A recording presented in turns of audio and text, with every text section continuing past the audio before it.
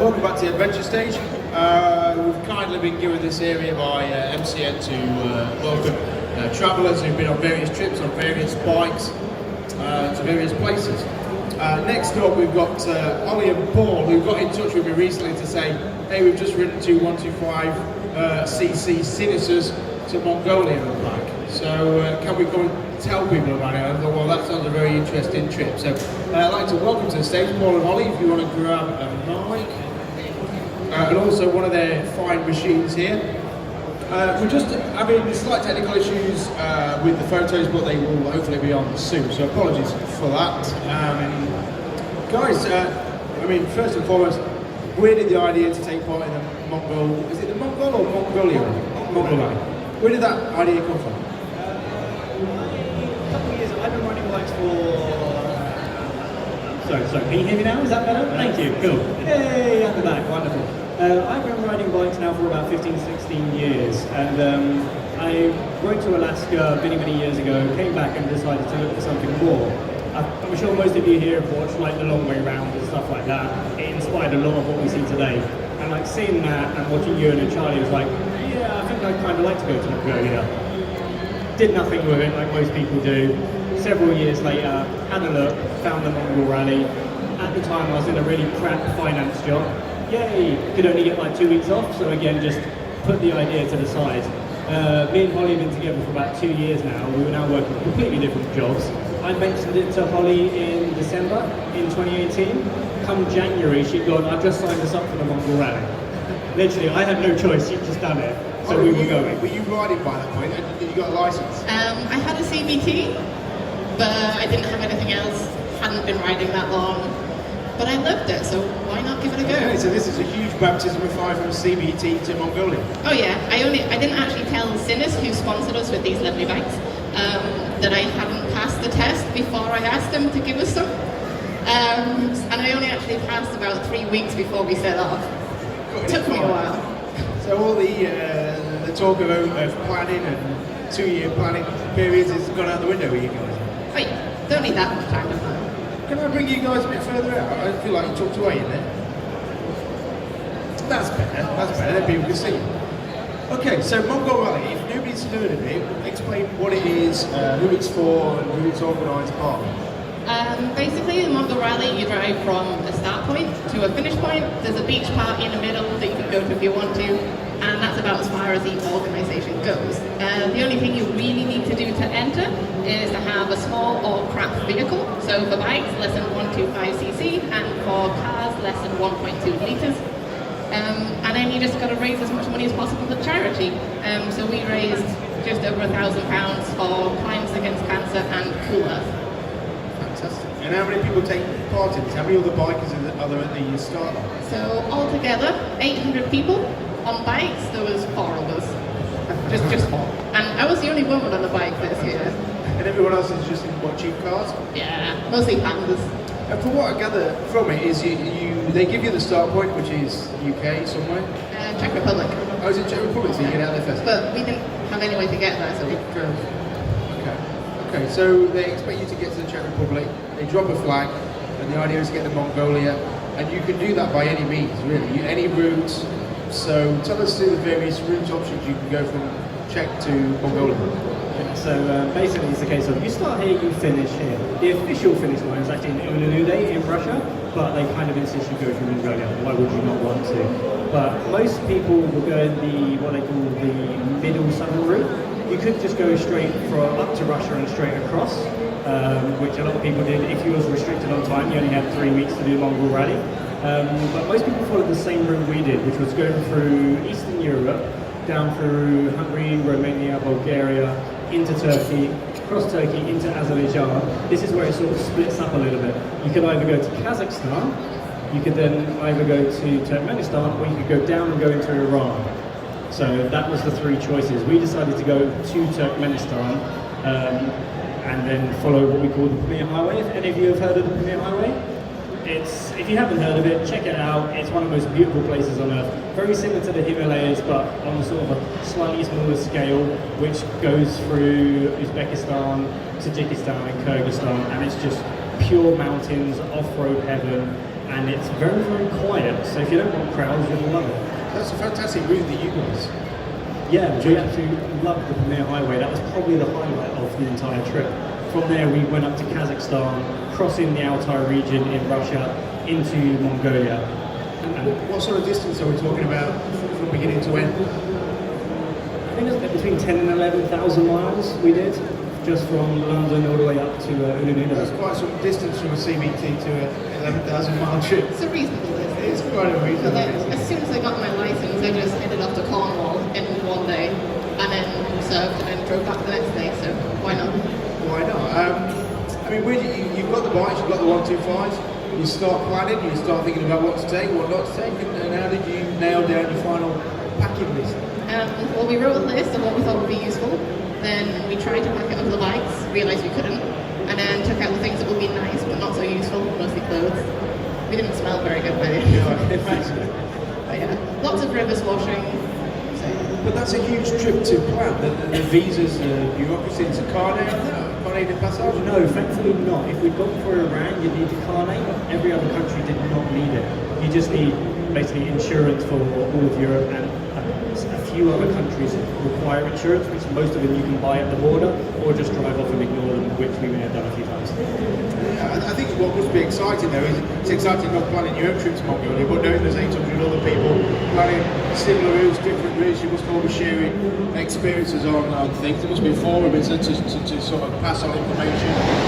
Yeah, there's a few Facebook groups. So you've got like Mongol Rally veterans, people who want to do it, people who are maybe gonna do it. Yeah, just so much information out there that you never know which one to actually listen to. It's such a small percentage of motorbikes. It's almost like, is it just been marketed as a car event? I don't know. People just seem to think it's crazy to do it on the bike. Well, it is. No, it's not. Well, on a bike, it's a lot. In a car, it's a lot easier. If you've got 2 or 3 people, you're rotating drivers. You can do 500 miles a day and then relax. When you're on a bike, you're literally doing every single bloody mile, whether it's on road, off road, and all the rest of it. If you fall down, there's no one there who's going to give you a push. So yeah, most people decide that it's a little bit easier in a car. Yeah. And what was the time frame that you guys got to do this? Theoretically 8 weeks, which is what we told our work, but we didn't really get back until like 10 or 11 weeks. They just had to deal with us. And they wanted you when you got back there. Yeah. Thankfully, we're still employed. Is that a good time? You know, anybody planning a trip to Mongolia? Is 10 weeks the time you need to get there? No, you need more. You need more. You really need more, or faster things, or to go a different way. Like, we were driving all day, every day. We got absolutely knackered. The only rest we got on the whole journey was when we got stuck on the boat on the Caspian Sea, which just went nowhere for 4 days, which was really nice, actually.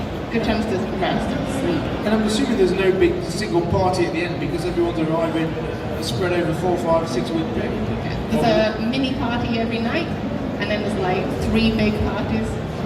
It's quite fun. And then at the end of the trip, are you riding back? Are you shipping back? Are you? So we were originally going to go on the Trans-Siberian, which he tried to sort out, and then we got there and they were like, nope. So our Russian visas were running out, which is a bit of an issue. And we didn't really want to ride back because we had to be at work 2 weeks ago. So we managed to steal one of the other team's little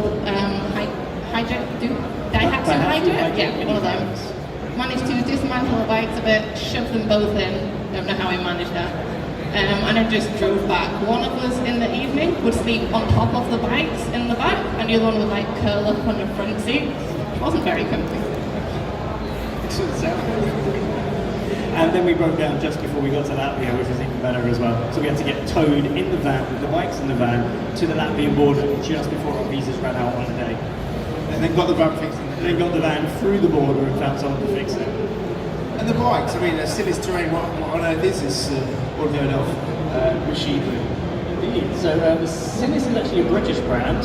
The bikes are made and built in China though. The engine is actually a patented Suzuki engine from the EM125.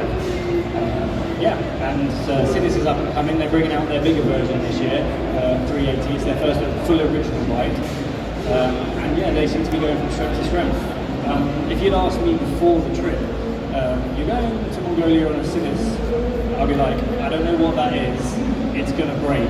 But they didn't. We abused them so much. We dropped them 23 times. I had an accident on my Turkmenistan where the bike flipped over and landed on my head at 50 miles an hour. It ripped half my ear off, but the bike just got up and went, do you have anything else? And just carried on going, started the first time.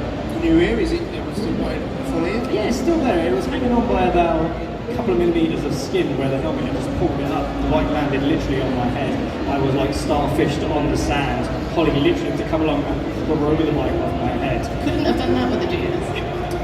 Yeah, I mean, I'm looking at it, it's got some great crash protection. It's standard, hasn't it? It's still standard, yeah. So the crash protection, you get a bit more luggage than what you can see here. So you get 2 panniers in the back one, and it's all standard.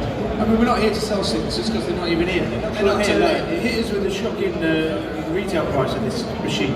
£2,600. Amazing, isn't it? And yes, they can drive to Mongolia and back. All we did was just change the oil.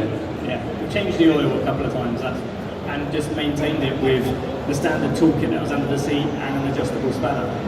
There's like almost no electronics on it. You know, you've got your ECU and your normal electronics, but the rest is all mechanical. Similar to what Elsbeth was saying, you know you can fix this at the side of the road with anything. Yeah, it did break down to begin with, which is going half the battle, isn't it? I mean, it is a real culture shift with the Chinese bikes. We still think rubbish, but the fact that KTM and BM all get their bikes made in China now, it's kind of leveling the playing field, isn't it? And for that price point, if you want a small, cheap adventure bike, you don't like. Most people are stepping down from bigger bikes, or if you want your first adventure bike, it's even got sandwich boxes on the side. It's even got a sandwich box on the side. This is the tiny one, right? It's the the other tiny side is much bigger. And the top one I could fit my helmet in, but they got nicked, so we don't have them anymore. What's the cruising speed? For me about 67, for him about 62. It's a pretty good crack, isn't it? It's Not too bad. No, you cover some good ground on that. Unless you're driving into a headwind. Yes, yeah. I mean, doing it differently, would you do it? How would you, if you're doing it again, would you do it differently? Probably just take longer, see more things, actually get to, go and do the touristy stuff a bit, climb more stuff, because we wanted to climb on a way, but we didn't really You get guys to. are climbers. I mean, I suppose the thing with Mongolia is on a lot of people's radar. The ideal is obviously for people to be able to ride out there, but the reality is 10 weeks for a lot of people is problematic. So I'm assuming there's a lot of rental companies, I've seen rental companies popping up for Ulaanbaatar and all those kind of places. Is that something you came across, a rental option out there? We never really looked, to be honest. Like, with Mongolia, there's now actually a lot more infrastructure in Mongolia than there ever was like 10 years ago.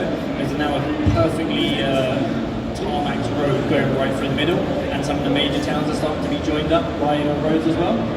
So there's a lot more moving out there, there's a lot more tours out there, it's becoming more western. I could use contactless at every petrol station I went to, which was a shock. I imagine so. I mean, is it changing to the point which I suppose we've got images of Mongolia from a long way round and you see them going down the sand-stricken tracks and things. The tracks must still be there, or have they been paved? Right, yeah. We started going down the main road and realised this is not what we wanted, and then we decided just to turn off, and it was just probably the best riding other than the Pimlico Highway that we did on this trip.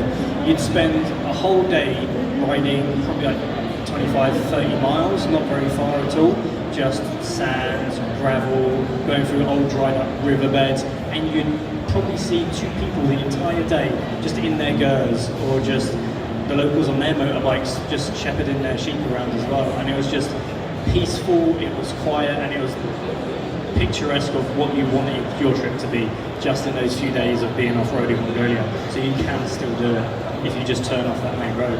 You want an actual adventure? You can still do it. You drive off the road, there's no maps, there's not really any signposts, you follow a track, there's 20 tracks all next to each other, all going in slightly different ways. Some of them join up, some of them go to town, some of them go to one person's little tent, and that's it. And whenever you ask where anything is, it's always just around the next mountain, so just keep going, really.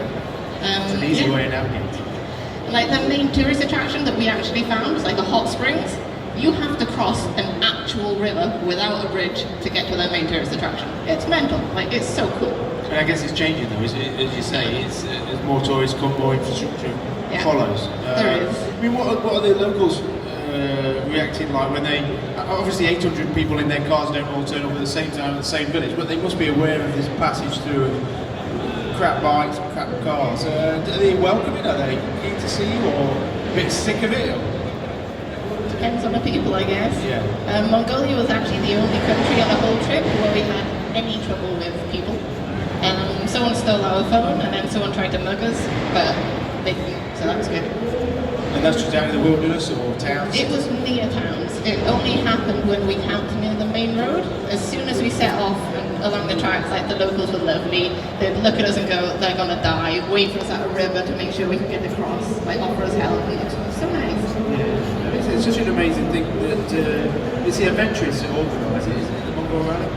That's correct. Which are a group of, I don't know how it started, I think it maybe began with the Mongol Rally, didn't it? But The Mongol Rally was the first. The guys who started it all basically just decided, you know, we'll just drive some crap cars and see what it's like. And then invited their friends along. And they went, this actually works, let's try to make more of this.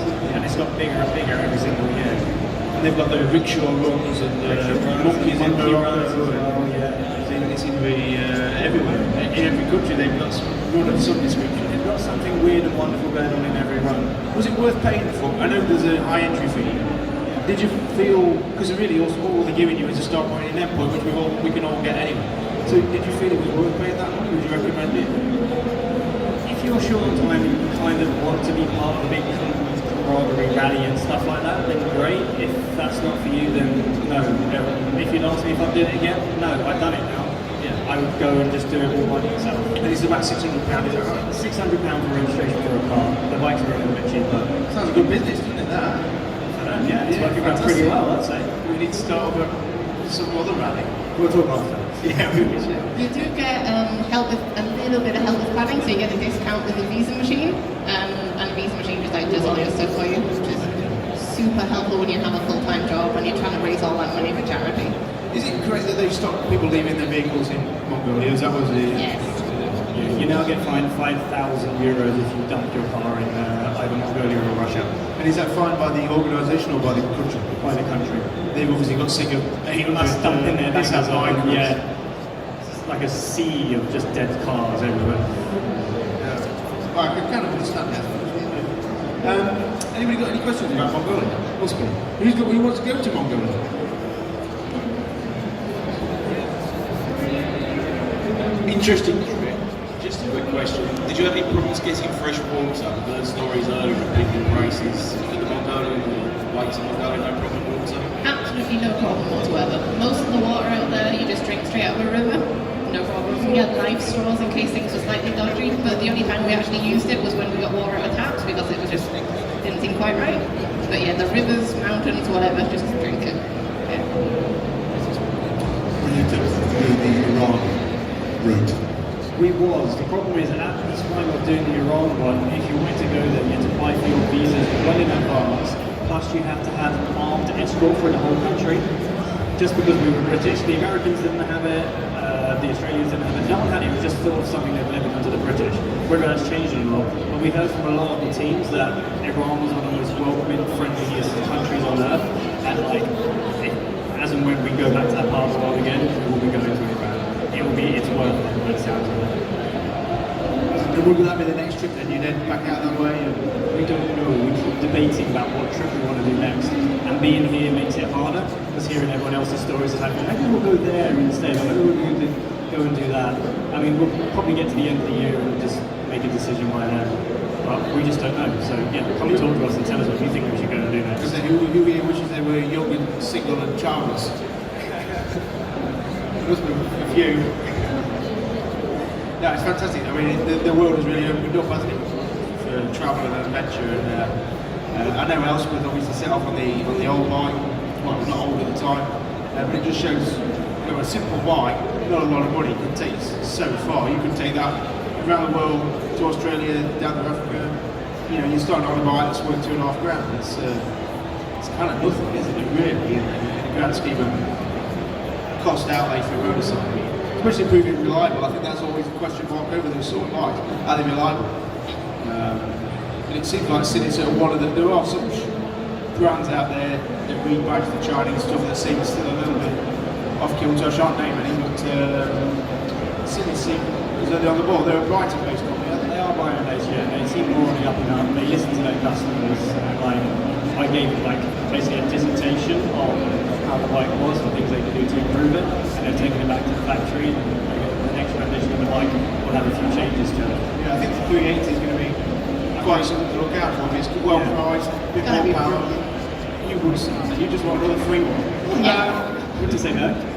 Well, that's the, on the subject, I mean, getting bikes out of manufacturers is something you guys are doing amazing. Get that. And I suspect it's because you tried a company that not many people generally ask for. I guess so, yeah. Yeah, but sponsorship is something that so many people now are trying to get, and I guess there's a method to get it. Have you got any advice on how best to approach a company? I reckon being female doing something on a bike that's unheard of is probably really helpful.